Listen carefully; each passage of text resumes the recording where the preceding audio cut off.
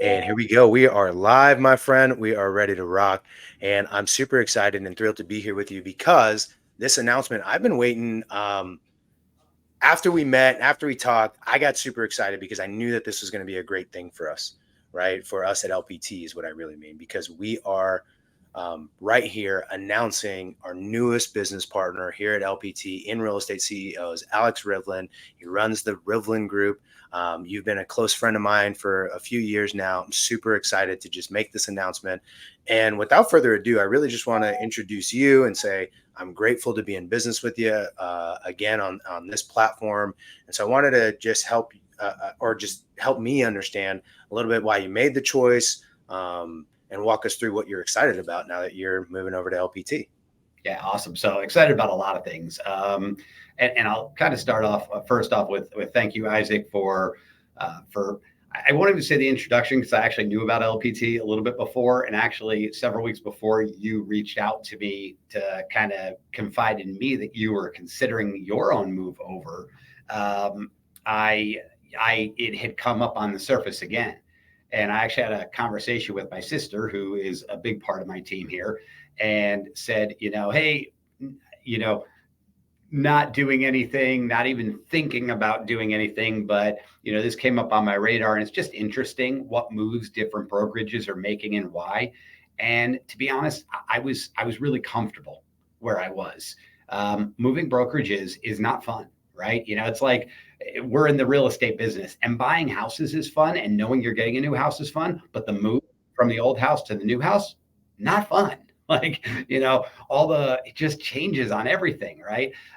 So I can get really comfortable. And it's funny because you've known me for a really long time, and I am very, very fast to action on so many things in my life. Like if I find a really new cool technology or something that I believe is going to enhance what my agents are getting or how I'm running my business, I am so quick to try it, to the point that I have spent tens of thousands, if not hundreds of thousands of dollars trying things that I end up exiting later because I either did not implement them to the fullest, they were too taxing, or they didn't actually deliver what they were, basically laying out to deliver, right? So I say all that to say I'm a really impulsive guy and I'm quick to make decisions, but yet I've lived in the same home for 24 years, right? So when I say the home is comfortable for me.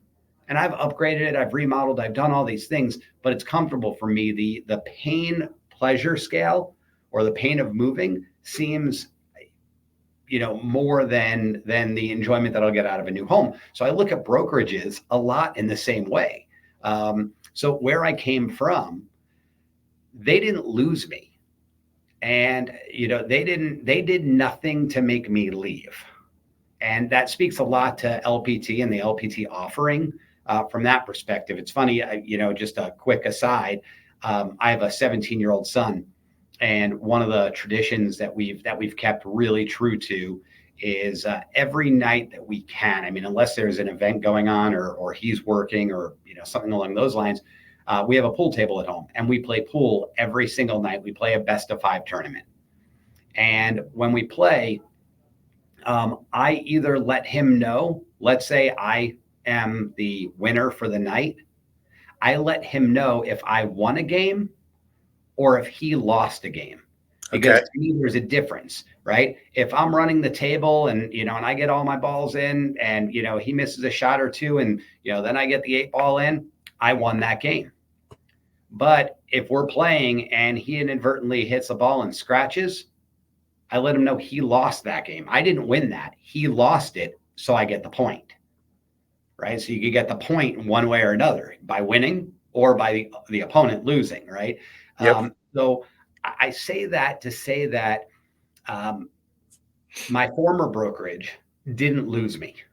My Hmm. former network, I love them. I think they're amazing people. I think they are just honestly fantastic. And I've learned so much. And I consider them mentors, and I will still be in their circles. I will still go to their events, all of that. But LPT won the game, right? It was something that they did, that they offered, that I said, wait a second, I can't not look at this and say, this is going to be great for all parties involved.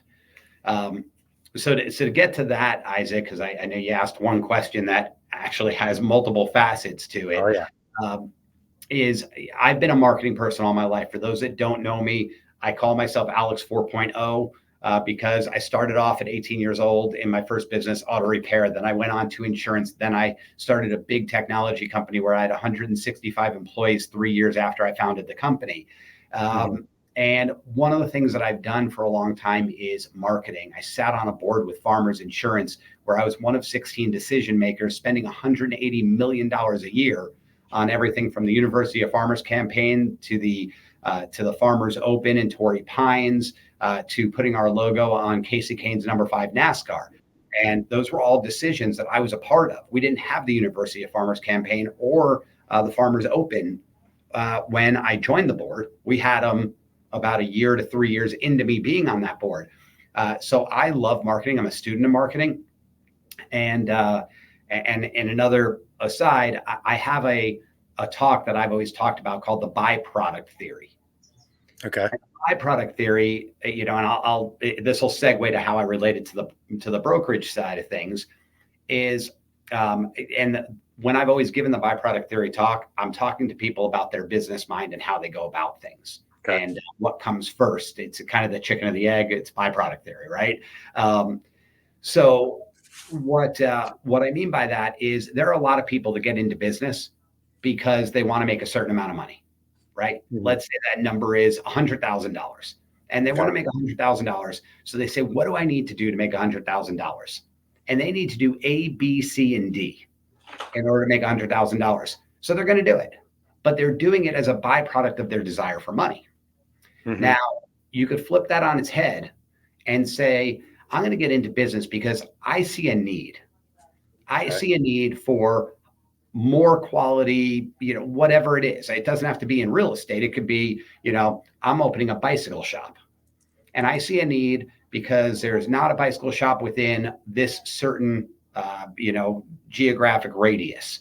Um, I see a need because some of the bike shops don't carry the higher end mountain bikes that people are really looking for these days, and they don't have experts on the floor that really understand these bikes to a high level with a great service department to service these bikes when they're in need of any sort of repairs or just general maintenance or tuning. And I know that I'm a great bike mechanic. I know that I understand these bikes like no one else. I understand all the components, and I could let you know why this is a fit for you versus this other bike and what Hmm. fits your budget and everything else. And I'm going to deliver that because there's a need in this market Okay. for it. And as a result of me delivering that at the right level, at the right time with the right people, I'm going to be handsomely compensated. And therefore, the money is a byproduct of the things I'm going to do. Okay. So All you right. see, it's a flip around. Yeah.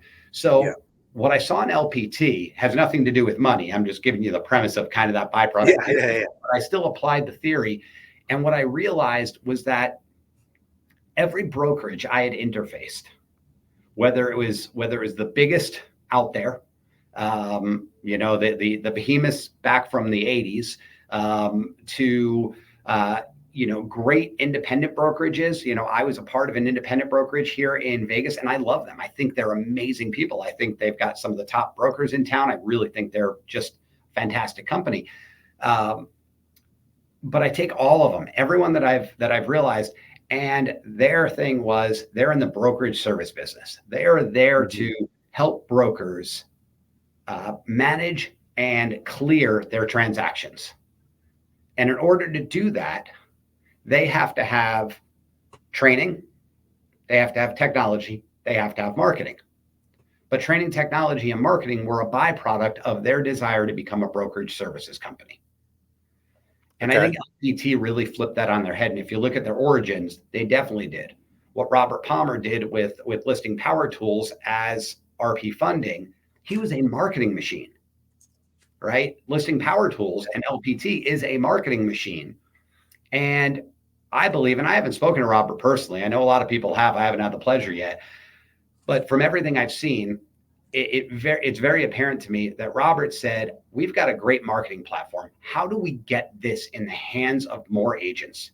How do we Mhm. get this more widespread and help agents grow their business at a level that they weren't able to do on their own under a normal brokerage that effectively gives you total autonomy to do it? Not to say that there's high governance in LPT, because there's not. It's still your own business. However, they give you some guide rails to help you launch that career at a different level, all through marketing, because a lot of us, frankly, struggle with that. We're not all marketers, right? If we were great marketers, we'd be in marketing companies, not in real estate. So they came with marketing first. And then they said, okay, what do we need to do to spread this marketing to help Mm. more agents? And then they said, oh, we'll start a brokerage services company. So the brokerage services company was the byproduct Yeah. of Okay. this strong drive to market. Now I And, get it.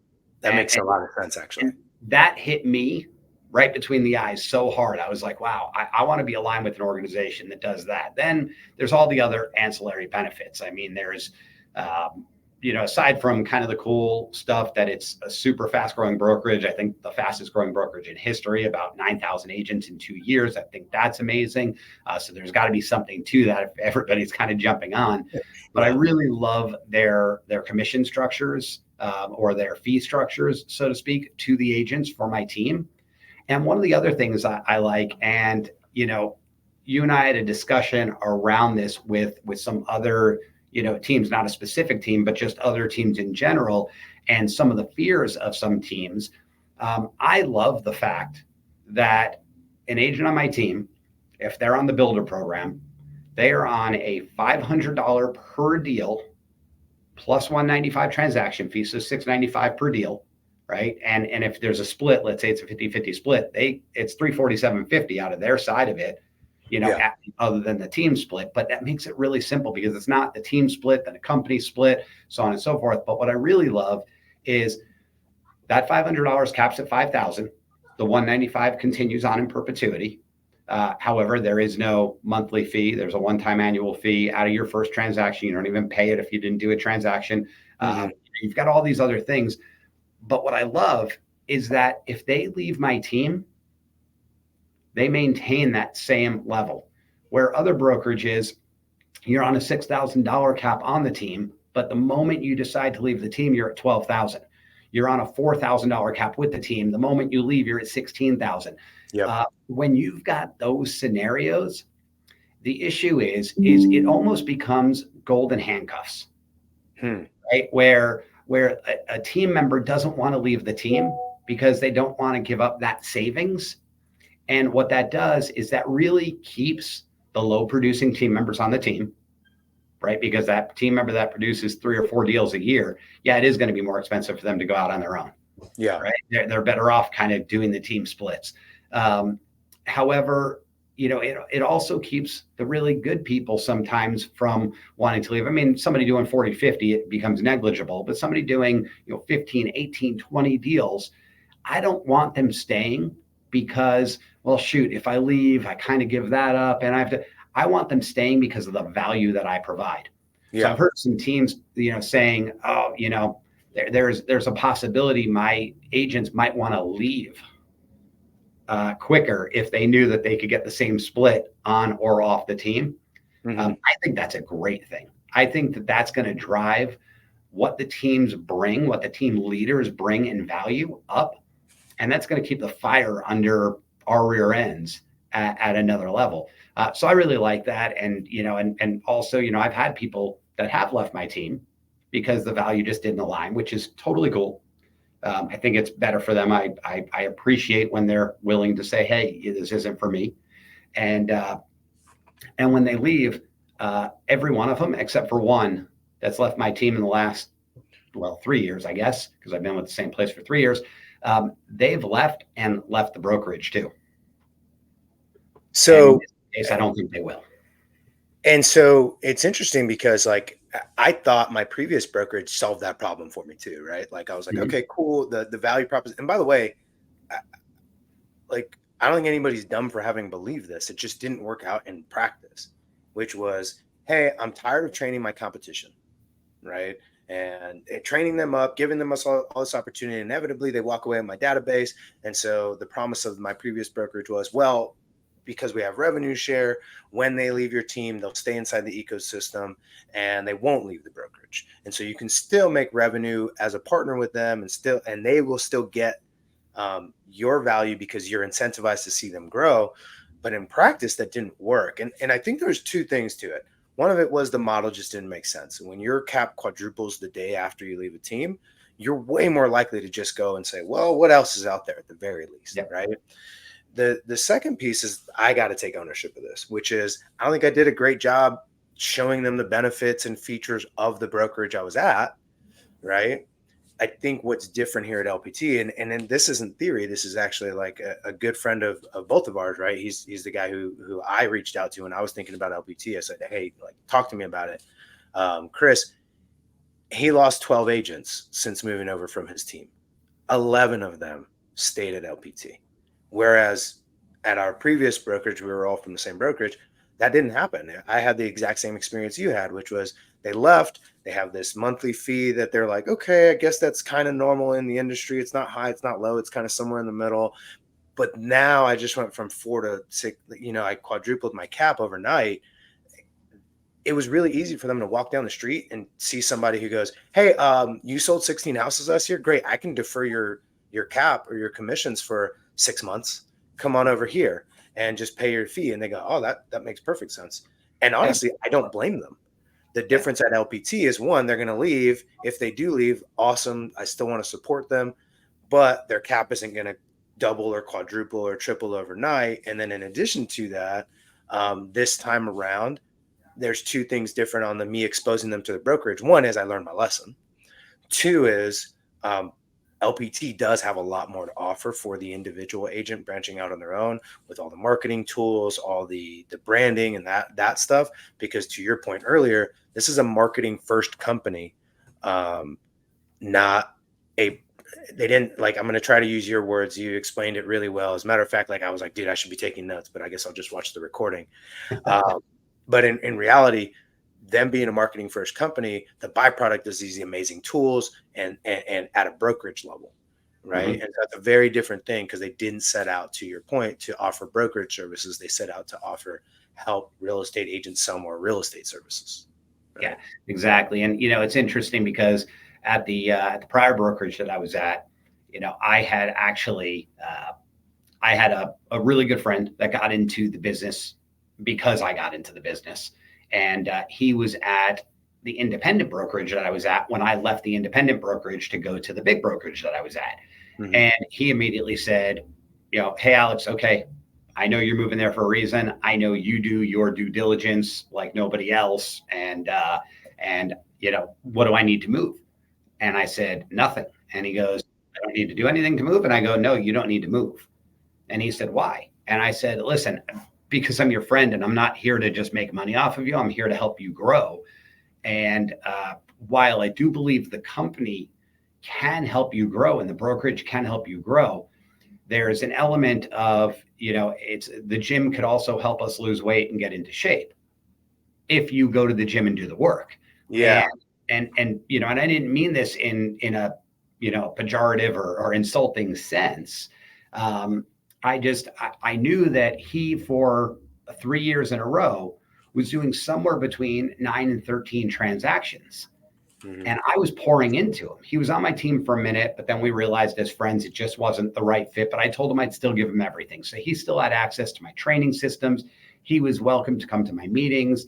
It was all of that. His implementation wasn't there. He's a guy that knows a ton of people in town. So all he did was sphere business, and it was whatever landed in his lap. Even the sphere that he had to work for, he was like, oh, there's so much work, So it really had to land in his lap, which led to 9 to 13 deals a year. Last year, at least on the resale side, I see that he did 4. Maybe he did a couple of new builds too, but his last year was actually even lower. So when I looked at that, the indie brokerage that we were with was $500 a deal, and it was $100 a month desk fee. And I said to him, even if we take your best year and we take 13 deals times 500, that's $6,500. We take the $1,200 for the year in desk fees, that's $7,700. If you move over to where I am right now, you're going to cap in your first 6 transactions based on an 80-20 split. So you're going to be at $16,000 right out of the gate. Then you're going to have your monthly fee. Then you're going to have the 7 transactions that were outside of your split cap, but are still on a transaction fee with a broker review fee and an E&O fee. Ultimately, it added up to just shy of $19,000. So I said, so you're going to be at $19,000 versus $7,700. So that's an $11,300 deficit. And when I looked at that, I said, here's the thing. If being part of this network, which I believe this network has an amazing amount of power in it, they share tremendously, they will help you elevate your business as much as they possibly can. However, they don't do the work for you. You still have to do the work. But if through that network, you were able to pick up a few tips and somehow do 2 extra transactions a year. Maybe you run a better open house. Maybe you learn some better scripting. So when you're prospecting, you know how to move the needle a little bit further along, right? But whatever the reason why, it resulted in 2 extra transactions a year. Well, cool. Then spend the extra 11.7 or 11.3 plus those extra 2 will cost you a little bit. Spend the extra 12 grand. Because you brought in 25,000 in commissions, you're a net $13,000 ahead. And you could look at it and go, yeah, but that only would have been an extra 1,000 at the other one. Yeah, but you would have never had it at the other one because clearly you didn't have it before. So I would have been fine selling him based on that. But I use the word selling because it wouldn't be advising, it wouldn't be consulting, it would be selling, because I would have sold him on it and it wouldn't have come true. Yeah. Because he already wasn't using the tools that I was providing him and that other people were providing him. And therefore, he's going to remain until he decides, I want it more than just saying I want it. I'm actually going to take action to get it. Until that day comes, he's going to be that 6, 9, 13 deal a year agent, which, by the way, a lot of agents are. And there's nothing wrong with that, right? There's a lot of people that make 80 grand, 100 grand, 120 grand a year in this business. And yeah, they love the idea of thinking that they're going to make 250 or 300, but they don't necessarily put the action in. Again, we use the gym as the example on that. There's a lot of people that say, I want to get into shape for the summer, summer body's coming, right? Oh yeah. And they fall off. And, one thing leads to another. Oh, I've got this event, or I've got to be up for work earlier. So I skip. I don't do the diet right. And you never quite get to where you want it to go. So with that, I never invited him over to the other brokerage. I actually talked him out of it because I felt that was the right thing to do. And I have to go on my beliefs. I have to go on my level of integrity when I'm doing that. So now fast forward here at LPT, I have zero hesitation in calling him and saying, dude, this is where you need to be. Why? Well, because 500 a transaction plus the 195, the 500 caps at 5,000. If I add those numbers up, they're going to be in parity to where he is right now.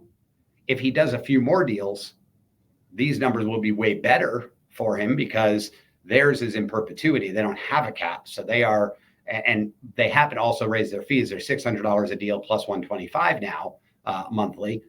But nonetheless, even if they were still the same, that $500 a deal and 100 monthly in perpetuity is going to grow. If he did 20 deals, well, that 500 is 10,000. He'll never be at 10,000, here at 20 deals because he caps at 5,000 on the first 10. Then he's just got the 195 times the 20. It becomes less expensive, but there's also all of this extra marketing at his fingertips. If he doesn't use it at all, that's fine. He's at or below what he would have paid elsewhere. If he uses it, then it's the bonus on top. But I never feel bad because he's not paying 1,000 more, 2,000 more, 12,000 more. Yeah. And then not using it. And then I feel like an ass because I had him switch over, telling him it was going to be this amazing thing. And then he doesn't actually implement. Well, and I think that's one of the things that sets back the industry in general with any model. We're talking real LPT, EXP, any of them that have revenue share, Keller Williams or profit share.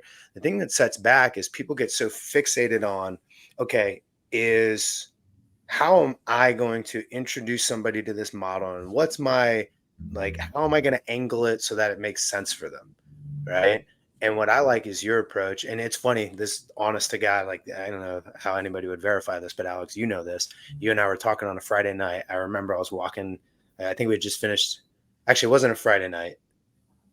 It was on Valentine's Day. I think you and I were speaking real quickly. Oh yeah, Uh, yeah. Before you were about- taking your family to dinner, yeah, we were going to family Valentine's. And you one did of the things, Valentine's the night before with your wife, and you were doing yep, family Valentine's. Yep. exactly. Yeah, because I hate the normal Valentine's Day rush. But anyways, you had called me and you're like, "All right, dude, I'm doing it. I'm gonna do it." And I just broke up with my old brokerage. We were talking about that and the response from that broker and the interesting comment he had, which I couldn't find uh, any reason for it. But anyways, um, one of the things I even mentioned was I was like, "Hey, I'll be honest, man. Like, I did not. I was excited about the opportunity. I saw a lot of it, but I know you. I know the way you do due diligence. I know the research that you do. I know that, and like the analytics you bring into a decision like this.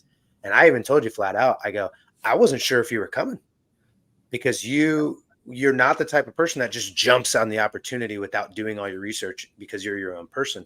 So that's the other thing. When you said like it's game time, I was like, awesome. This is going to go really well because I know the type of person that Alex is. He's going to do all of his research and he's never going to invite somebody to something that he didn't see as the right fit. And it's funny because like I knew that when you moved over with us at the last brokerage, you one of your first things was like, I'm never, ever, ever going to recruit anybody to this brokerage. So don't even talk to me about it.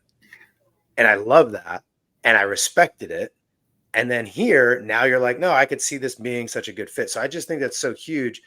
And the other thing I think to just point out to anybody watching this video is if you've run into a question that's holding you back from doing something, maybe it's like going to some other I don't care, right?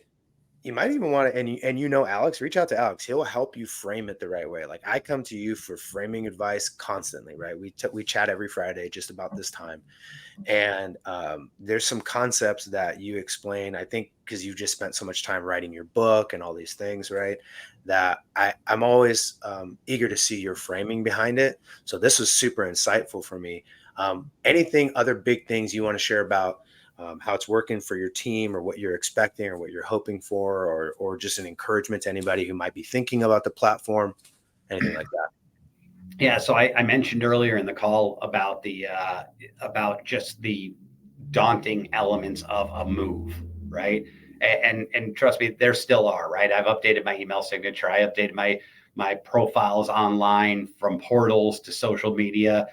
The thing is, I know that somewhere in 6 months from now or 8 months from now, somebody's going to be like, "Hey, it still says, your last brokerage on here," and Mhm. and I'm going to be like, "Oh shoot, I didn't update that," right? So, Yeah. as a matter of fact, I know the first person that joined LPT in Nevada or in Las Vegas, rather, about 7 months ago, and and when I looked him up on Zillow, it still had his old brokerage name. So when I called him to ask him how his experience was, I said, "By the way, looking at your Zillow profile, it's got your old brokerage." And he goes, "Oh crap!" So that Yeah. stuff will happen. But one of the other daunting things, and if any of you have changed brokerages before, it can be tough for the onboarding or the offboarding and the onboarding. Hmm. And and part of it, it's different from state to state. I was just informed from Isaac and a colleague of his in California that when you move brokerages, all you do is go onto the state website, to BRE, and you click a button and move it over. In Nevada, we have to actually go get our physical license from our current broker, get a form called a 504, which is the 504 is the new brokerage form. The 505 is the leaving form, right? So that there, it sounds backwards, but it's actually the 504 because if you're not with a brokerage, that's the form that you have to bring down to the licensing division to say, "Hey, this is the brokerage I'm associated with." And then the 505 is the release, which always comes after you've joined, right? Yeah. So we get a 505 from the brokerage we're leaving, 504 from the new brokerage. We have to bring all that down. If there is a signature or an initial missing, nope, go back, leave, not doing anything. The division will not take an email, and they will not print anything for you. So if they send it to me as a new one in my email and say, can you print this for me? No, you have to drive it straight to the UPS store, get them printed. It is very antiquated here. So even that process in of itself is somewhat daunting, right? I will say that I've made the transition twice before. I went from pretty much the biggest brokerage in the country when I first started in the business to the indie brokerage that I mentioned. And then I went from the indie brokerage over to another big brokerage, and now here. And the last two moves prior to this one, there was a lot. There was a lot of disruption in the business. There were just several things that the old broker and new broker weren't being extremely compliant with, and they didn't make it easy. The onboarding, the portals, the systems, the setup, they didn't have it really roadmapped out well. They had a lot of different things, from an online portal to a world to like all these different things, and there just wasn't like this quick guide that says do this, do this, do this. My experience so far with LPT, and they must have really spent a lot of time on it, considering how new they are, because I'd figure they'd iterate on it, but they've made it really easy. My new broker has just been super involved, and we've all gotten our forms right when we're supposed to get them, bring them down to the division, get the daunting part of it over with. But then we're in the system. We have a tutorial. We had an orientation. They've just made it really easy, and they're so welcoming. They're so excited to have us that you could tell it's very, very sincere, just because of the stops they're pulling out in order to make this as smooth of a landing as possible. Yeah, I think that's a testament, and I'm glad to hear that, because you and I hadn't spoken about that offline yet, about what that transition looks like, and I know you're the type of guy who's like, you see the bigger picture, you got the bigger vision, you understand there might be some speed bumps, and so you'll overlook some of that stuff. Not to say you won't document it and give feedback and like bring up your concerns as needed. But Mhm. I do know that you're the type of guy who can see a bigger picture. If they were dropping this thing or this kind of thing slid, I remember we were looking at a contract together, and there was two different fonts, and you kind of called that out, right? And I remember that. So again, like I look at you as the person who's like double checking the I's that I was trying to dot, right? And so I say all that to say this.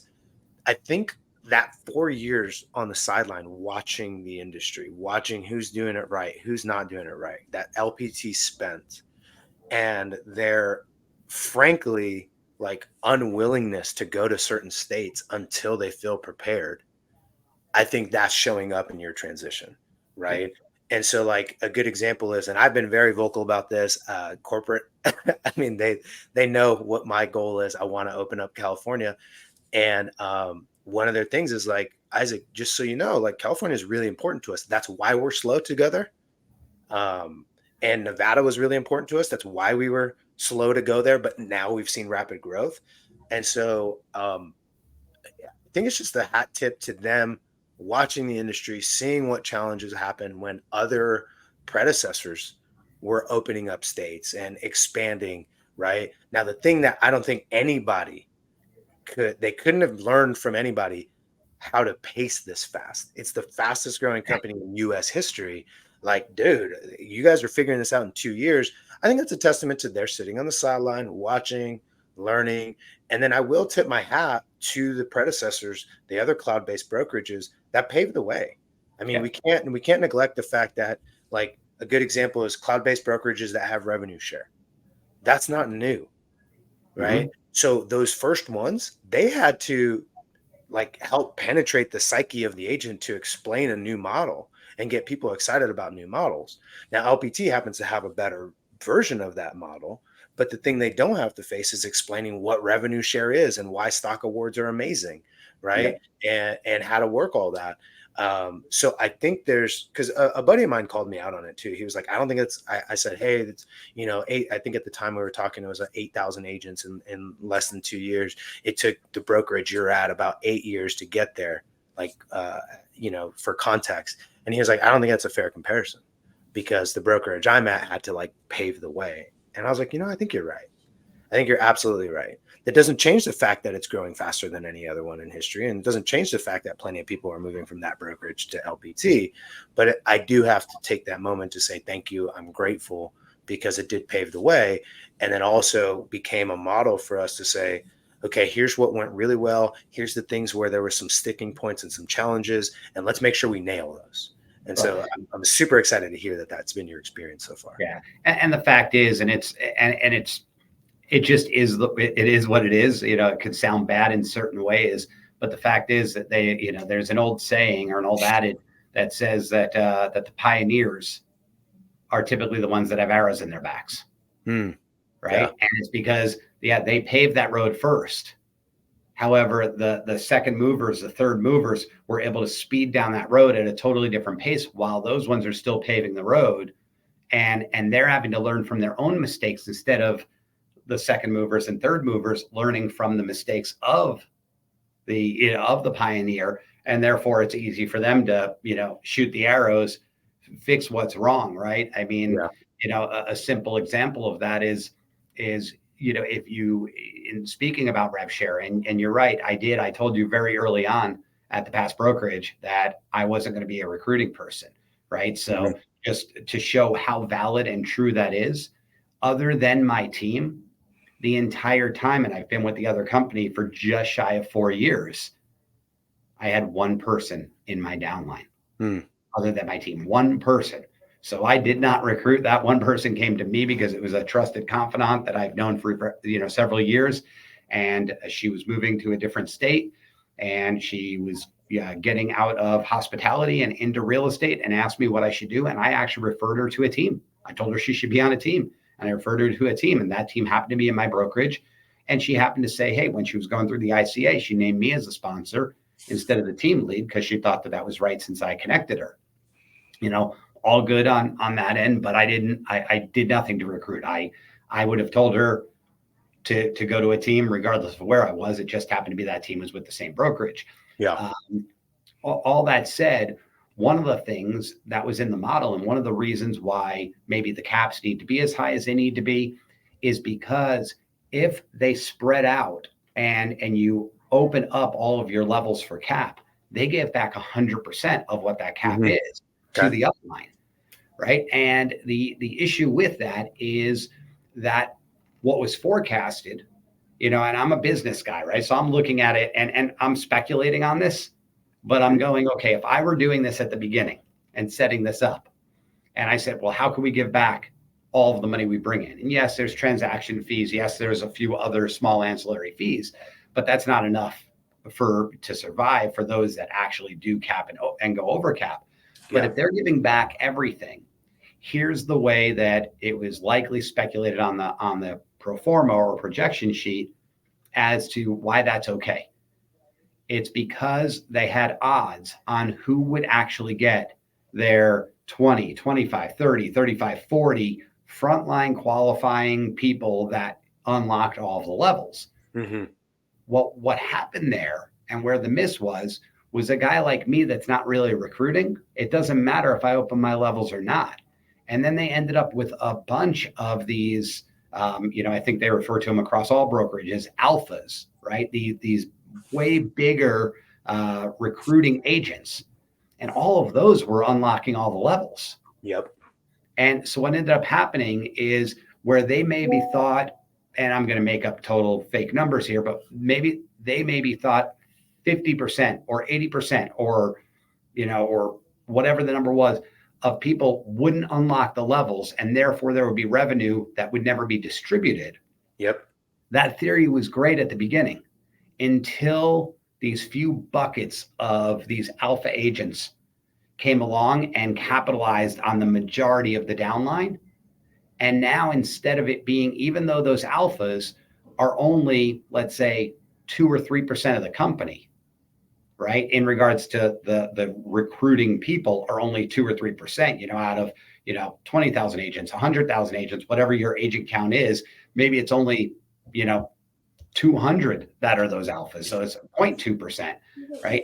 But those control 80 or 90% of the overall brokerage.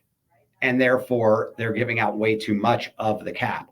Where LPT came out of the gate and said, all we will share in regards to the revenue share is 50% instead of 100%. That will maintain the integrity of the organization. And it's very unlikely that they'll have to change that in their discretion, which, by the way, all those brokerages in their ICA agreements, in all of the paperwork that we sign, says that they could change it at their discretion, because they have to, right? They have to be able to change it at their discretion, because if the company is not profitable, well, guess what? It's in the best interest of everybody in the company for them to change it to become profitable, so everybody still gets some piece. Not to say any of them aren't profitable. That's not what I'm trying to profess here or say. Yeah. But you can just see that there are issues and there are bumps in the road as a result of that. And now, as those pioneers are stalling or hitting those bumps in the road, they're having to fix things. They're on the side of the road fixing a flat tire. They got some arrows in their back, and somebody new is coming straight by them because they saw what the mistake was. Yeah. And they're going to make the mistake. So now they go down that paved road faster because it was already paved. And then they're able to pass them because they're like, we see what the mistakes were. So there's, that whole, there's a term in business called second mover advantage. And I know LPT is not technically the second mover, but you still get the concept. And that's why there is oftentimes a second mover advantage. I mean, and we could see it over and over again, right? There was Friendster, then there was MySpace. Oh my God, MySpace was going to take over the world. Where's MySpace now? Then there was Facebook. And look, Facebook, from 2008-ish till now, 15 years. I mean, it's one of the largest market cap companies in the world. I mean, it pales in comparison to, obviously Apple, Microsoft, Nvidia now even, but it's still a $1 trillion company, and made for one of the world's richest people, or several of the world's richest people. And that was really, at best, third mover advantage. Might even fifth or sixth. There's probably some smaller companies we don't even know about, but of the big ones, it was Friendster, then MySpace, then Facebook. So that advantage is big, because I guarantee that they looked at all the things that the other ones did wrong. Yeah. They didn't just analyze what to do right. They analyzed, what mistakes were made and how can we avoid them. Yeah, 100%. And what's funny is I actually just put out a YouTube video about like the tale of three brokerages, right? The person who paved the way and made some assumptions. And by the way, I don't think I disagree with the assumptions that were made at the time. I just think they underestimated people's ability to build out teams and unlock levels and all that stuff. Then the second brokerage to come along kind of in that arena didn't necessarily make any substantial changes to the model as it relates to what percentage of income or revenue is going to be redistributed back to the agents. And so what that creates, though, is this, but this is what I've noticed. This is my experience and a little bit of opinion, but what that creates is this tension. And the tension is, hey, I unlocked all my levels and I did exactly what you laid out for me. That was the vision. And the reason I came to this brokerage was to fulfill that vision. And now that I'm doing it, you're recognizing, we miscalculated. That's not really great. And so what has to happen is there has to be some version of like a clawback or some kind of thing, right, that you institute to say, hey, listen, we need the company to stay profitable and sustainable. Otherwise, like that whole thing you love about revenue share is going to go away if the company goes away. Right. And so there becomes this infighting that happens where it's like, well, I want to keep my X amount of dollars coming in, and I'm not too concerned about the profitability and sustainability of the company as it relates to like, if you're going to take money out of my pocket to make that happen. Right. And so that's the thing that I also saw with LPT is I talked to a lot of people who at the surface level, and I don't blame them for anything other than they really just didn't care to explore the logic that you and I are talking about right now, which is, well, per person, I make more money over there. Yeah, absolutely. I totally get that. The challenge is that as that continues to grow, it becomes an unsustainable model, right? Yep. And well, and it doesn't actually become unsustainable. It only becomes unsustainable when you don't make a change. And so what you went there for is therefore going to be clawed back for the good of the company. And by the way, I say that as though this is a universal thing. I actually just spoke with a really good friend of mine who's at that company that's running into those issues, and there's a lot of infighting. And he's starkly in favor of, I would happily reduce my revenue share to make sure this model remains sustainable. Now, it seems like he's losing that battle. Um, in terms of the fighting and like who's loves it and doesn't or whatever. But to that point, he got it. He understood it clearly. He was like, I'm fighting for this, man. I want this thing to be around. And one of the things he commented and complimented LPT for was he was like, here's the cool thing, Isaac. 3, 4, 10 years from now, you guys aren't going to be in the same spot that we're in right now. And it was kind of this like, dude, I got the golden handcuffs. I'm in too deep. If I turned around and tried something new, but I do believe that LPT has something. I mean, these were exactly what he said. He was like, "This thing's gonna blow up. I'm just in too deep." Yeah. Right. By the way, like I don't blame him for that. I'd probably be in the same spot. Yeah. And there's a good, I mean, just to take any, at least on my side, I won't speak for you, to take any sensationalism away, blow up, the words that you just used, or if I've used them or said, could be, profitability, things like that. That's all changeable. So I don't expect that any of the companies will actually disintegrate or go away. I agree. But I do believe that they have to adapt their model, and there is going to be some pain in doing that. And when there's pain in doing that, that causes disruption, and disruption causes a slower sales cycle, less people joining the brokerage at that time, because if one of those people is like, okay, I'll take that reduced amount, but in the 3 months or 6 months or year that it takes to figure out what that is, they're not really fully engaged, believing, incentivized to actually continue doing what they've been doing for the past few years, and attracting and introducing the brokerage to other agents, amongst the same time that there are newer brokerages such as LPT coming in and fighting for that same pool of people with oftentimes a better offer. All that was already slowing momentum. So if you take the encouragement away from some of the A players that are out there, and they're a bit discouraged, until they work things out, it still has an impact. So will the companies go away? Probably not. But will they look a bit different than they do today? Yeah, very likely. Yeah, and that's the reality. It's that transition. It's figuring those things out, and like I have no doubt because especially at the brokerage that we came from, I think there's some really great, smart people leading that brokerage. Like Amazing. they're like you said earlier. I don't think they lost me. LPT just won me over. And so I have no doubt that they'll actually be able to navigate it. But what kind of challenges do they run in between? Is there going to be attrition issues, things like that? Yeah, I mean that's an inevitability. And so that's one of the things that I'm grateful for at LPT is like, hey, it's just outlined already. We don't have to promise this and then reel it back in over the years. It's just here's where it is. And this is Yep. going to be sustainable. It's going to be, it's going to be the right move. The other thing is, and here's where the challenge is really, it's the difference between a cruise ship and a speedboat. It's easy to turn a speedboat. It's hard to turn a cruise ship. And Mhm. so that's the reality is when you're at 30, 40, 50, 60, 70,000, 90, 100,000 agents, it's hard to make a pivot. Doesn't mean it's impossible. It just takes a lot longer. It takes a lot more energy, a lot more resources, and a lot more people get seasick along the way. Right. And so that's a challenge there. I totally get that. And I think some of the disadvantages that LPT that when I was looking at it initially, that some of the disadvantages that they had, I've now come to understand them as almost an advantage, right? Like, so a good example, some of these other brokerages opened in like all 50 states as fast as they could.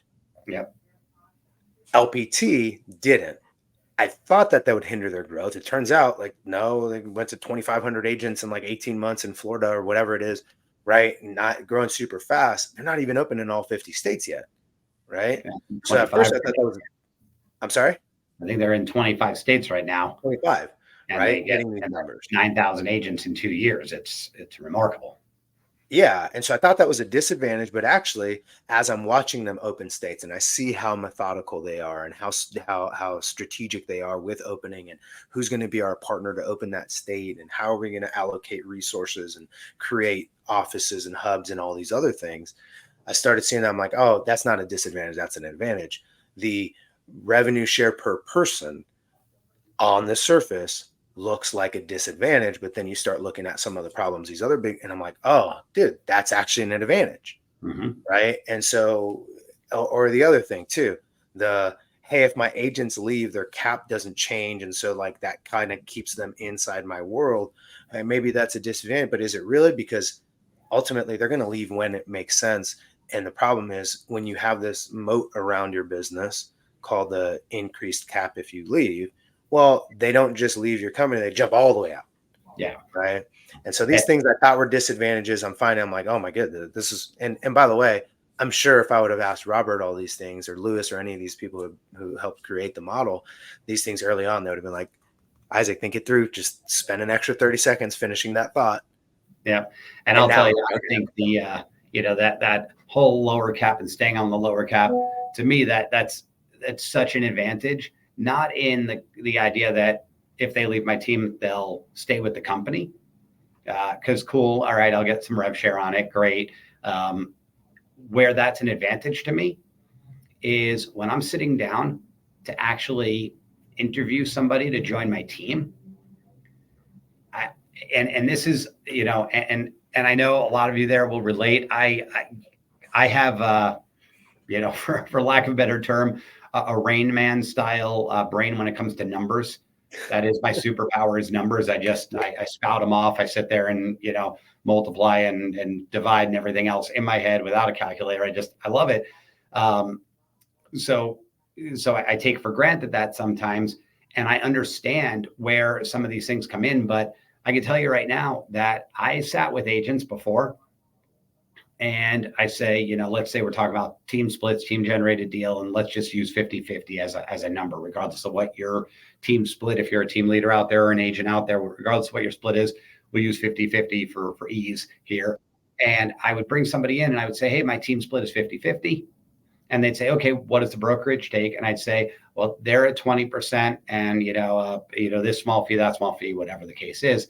And they go, okay, so when I get my commission at the end, it's under 30% then. And I go, no, it's not under 30%. And they go, but you just said 50, 20, and they do the easy arithmetic, right? Meanwhile, it's actually 50-50. So you get 5,000, I get 5,000. From your 5,000, they take 20%, which is 1,000. Mm-hmm. So it would leave you potentially at 40, right? Yeah. Still, whether you feel good about that, bad about that, whatever the case is, some people still said, I don't get it. I don't get how. If they're taking 20% and you're taking 50, how does that leave me with anything more than 30? Like it just doesn't add up. Well, Yeah. again, order of operations come into play here, and that's where it is. But even sitting down and explaining that is a moment of tension in that. Now, look, I've got team members that join my team without ever even talking about splits.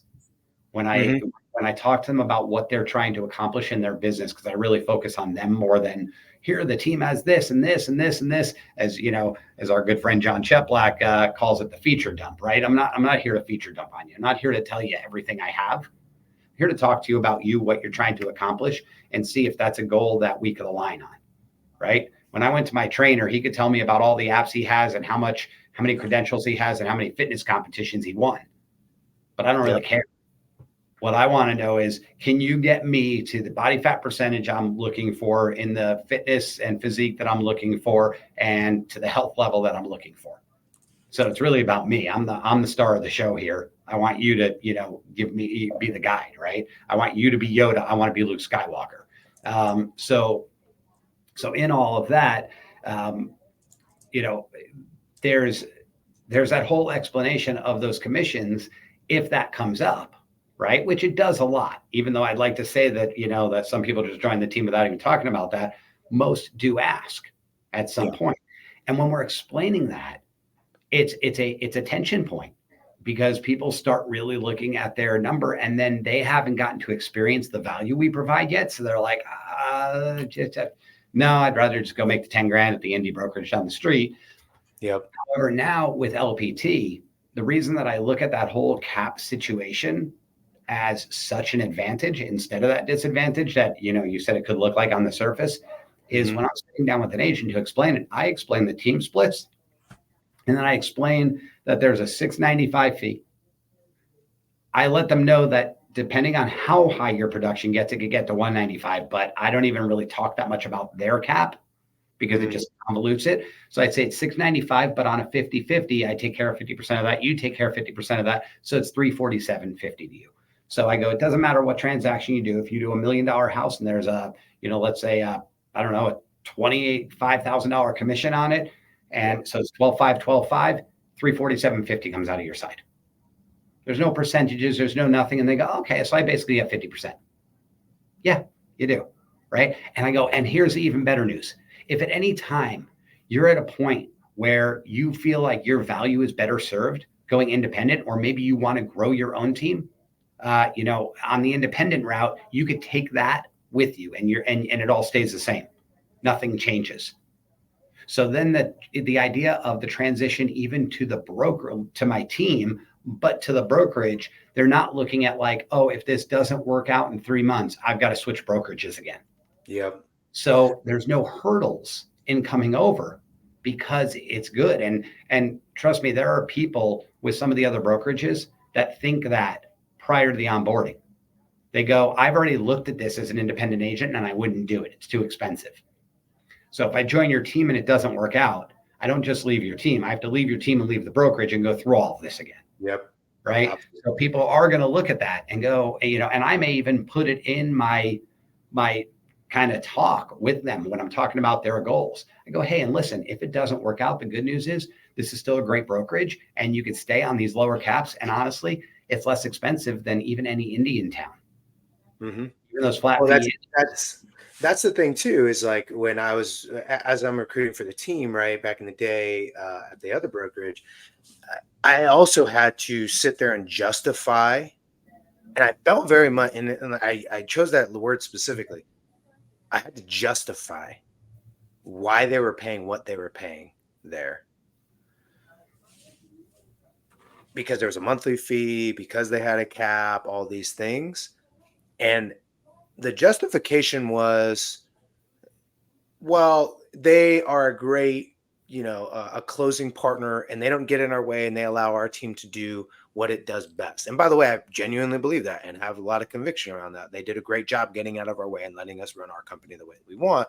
Mhm. And so it's a small price to pay to be on a team like ours that functions the way it functions. And we chose this brokerage, and almost by proxy, what's good for us is what's good for you. Right? Like that's the only way I could have justified it. Yeah. LPT, it's way different. It's like, hey, listen, if you leave, like you're gonna have some amazing tools still, right? That it's easy. Like you're gonna have this, you're gonna have that, boom, boom, boom, all the marketing materials, all that. And then by the way, your cap isn't gonna double, triple, quadruple overnight if and when you leave. And yeah, so that's a really interesting thing. And something I hadn't thought about was how often people are considering, well, if this doesn't work out, I don't just have to leave the team, I have to leave the brokerage. And that's probably one of the least, like, I'm going to be honest, man. I've recruited at this point thousands of agents. I've sat on, actually, I don't know about thousands. I might be around the thousand mark, Yep. in terms of, like either at the brokerage or on the team, right? I'm not talking Mhm. down, I'm talking direct recruits. Yep. And I don't think I've ever actually sat there and thought about that part of it on the team Yeah. side. Yeah. I mean, I know I thought about it for my team members even when I was coming over. So, and just I know we're Yeah, we are on probably over time at this point, but just to wrap up, I'll throw one more thing on there, and that's going back to the move over. I made this announcement to my team, and I made it in a quasi democratic fashion where I said, I haven't made the decision yet, but I want to hear all your thoughts. I want to get all your feedback. I want you guys to vet it on your own and come back to me and let me know what you're thinking about doing. hmm And because I knew that with the decision, I could lose agents. And I had just grown my team. I mean, I've always floated between a 4 and 6 person team, doing somewhere between 80 and 100 deals a year. And at the end of last year, I blew my team up. And so we're starting off our January and February, or my best January and February ever, with about a 50% growth. And I expect that we'll do 200 plus deals this year. And my team currently is sitting at myself plus 15, so 16 total. And that's not including staff. That's agents. That's licensed. Okay. And so I talked to all of them but two, because two of them weren't actually on the team yet when we were going through this decision process.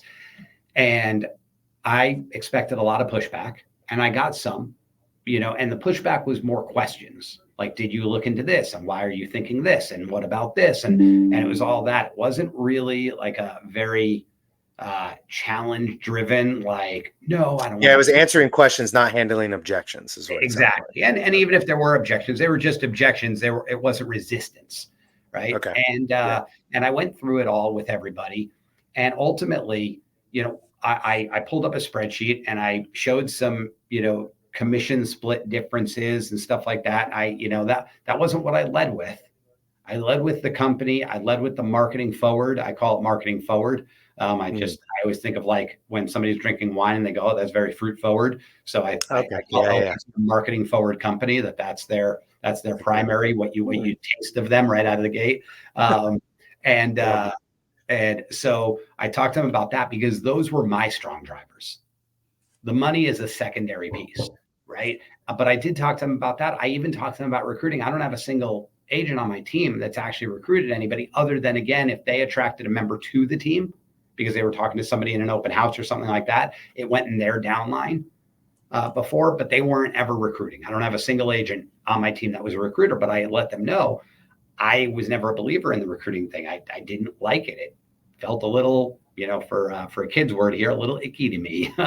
And probably because I was attempted to be recruited to that same company years before I joined it by somebody that was one of those icky recruiters that, when he got done recruiting me, I thought he was going to open up his jacket and say, "Do you want to buy a watch?" But all that aside, I did let them know that in this one, I think there's a bit more of a recruiting opportunity. I said, because if you're working with an agent on the other side, you're the buyer's agent, you're talking to the listing agent. It's a really easy thing to say, "Hey, why are you over at XYZ Brokerage?" "Oh, okay, that's great. Have you ever heard, they're new to the state. Have you ever heard of LPT? Here's why we chose them." And it's a really easy conversation because it's not about recruiting. It's about educating, right? When I'm talking about my friend that I said I wouldn't bring over to the prior company, to me, yes, I'm absolutely talking to him and saying, "Hey, this one may make sense for you." Then he can make the decision if he wants to come. I'm not recruiting him. I'm educating him as to the cost of it, to what he'll get, and letting him know that on a worst case scenario, you're saving some money. On a best case scenario, you're saving some money and going to be able to use some marketing tools and some other benefits that your current brokerage doesn't give you. So to sum it up, all my team members ended up excited about it. Nice. And I was surprised because some of my team members, by the way, weren't even in my downline. They were already with the company and then got introduced to my team because they weren't, they weren't getting everything out of being an independent that they wanted to. So I thought that they had, some loyalty to their upline, or not, that's a bad way to say it. It's not that I thought. They do have loyalty to their upline, but I thought that there was going to be a tie-in and a little anxiety and tension around the fact that they had somebody else in their upline. And I let them know, "Hey, it's okay if you don't see this as the right fit for you. I hate to lose you, but it's okay. Don't feel bad, if you have to tell me something you don't want to tell me." And ultimately, I got 100%. Yeah. 100% came over with me. So, it's funny because we just, 2 weeks ago, we interviewed Scott Jacobs over in Virginia. He joined LPT with us, and he had, it was funny. Like, you can go back and watch the video. He talks about the same thing. Like, "Hey, I did it. I rolled it out to the team, boom, boom." He and I were like going on Zooms and chatting and answering questions. And at the end of the day, he got 100% of the people to make the move. And that, I think it has a lot it says a lot about the brokerage platform that it makes sense. One other thing I think is worth pointing out, and then I want to close out, but the thing I think is worth pointing out when it comes to like teams and all that stuff is the way that you were able to pick up those agents onto your team as a, because they were already part of that brokerage in your local area. I had a friend of mine yesterday who was on a call with LPT Corporate, and one of the things he said was like, "Well, how do you see this helping my team? Like, I understand how it's going to help me. I understand how it's going to help the agents individually on my team, but what about my company? How are we going to help it grow?"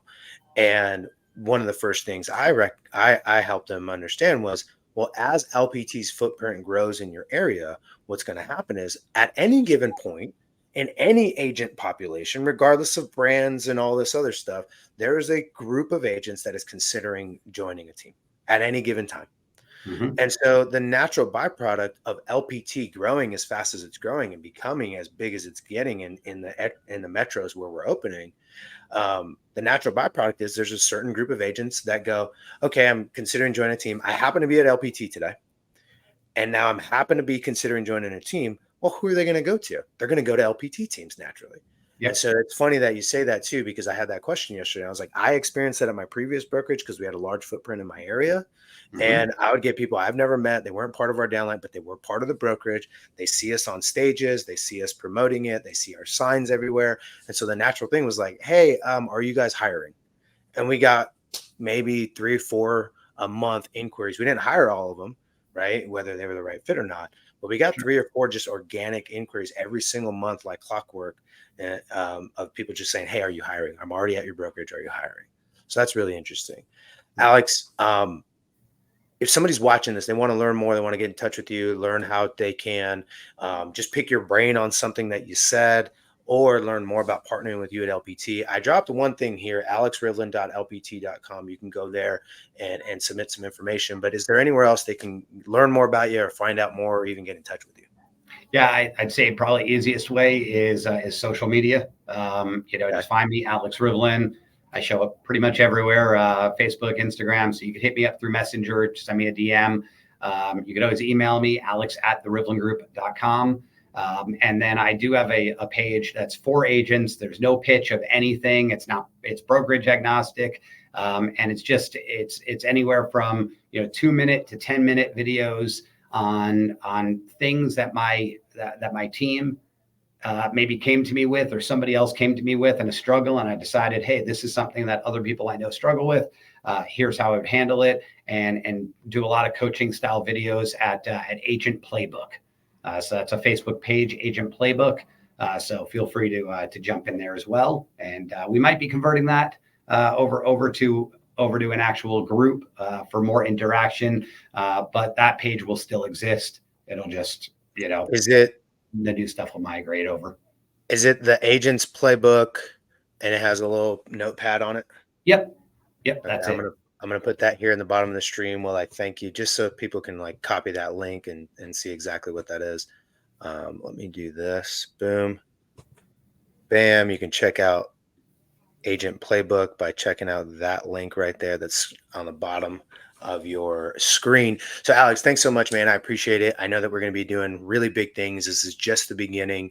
I'm super excited also because, I know one of your big commitments, and I'm going to put it out there for you, but I know this is your thing, is one of your big commitments is just contributing to the LPT community, right? In the real estate CEOs group and in the masterminds and using the agent playbook to just help agents grow and repeat a lot of the success that you've had. So I'm grateful for you, brother. I'll let you get back to the rest of your day. If you do have any questions, if you're watching this, message Alex, find him on Instagram, find him on LinkedIn, find him on Facebook, or just go ahead and reach out to him at alex at therivlingroup.com. See ya. Okay. Awesome. Thanks, Later brother. on.